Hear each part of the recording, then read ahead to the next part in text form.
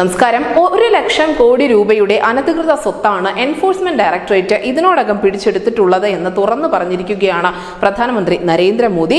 അഴിമതി തടയണമെന്ന നിർദ്ദേശം മാത്രമാണ് എൻഫോഴ്സ്മെന്റ് ഡിപ്പാർട്ട്മെന്റിന് നൽകിയിട്ടുള്ളത് എന്നും മോദി വ്യക്തമാക്കിയിരിക്കുന്നു.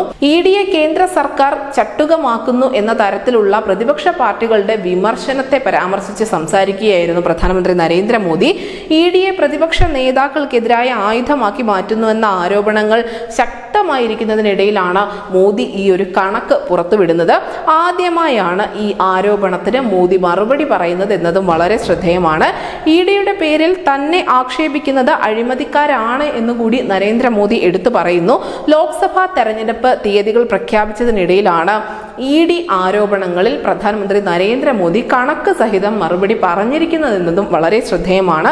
അങ്ങനെ ഏജൻസികളെ കേന്ദ്ര സർക്കാർ ആയുധമാക്കുന്നു, അല്ലെങ്കിൽ കേന്ദ്ര സർക്കാരിന്റെ കളിപ്പാവകളാണ് ഇപ്പോഴത്തെ അന്വേഷണ ഏജൻസികൾ എന്നൊക്കെ വിമർശിക്കുന്ന ആളുകൾക്ക് മുന്നിലേക്കാണ് നരേന്ദ്രമോദി ഈ കണക്ക് നിരത്തുന്നത്.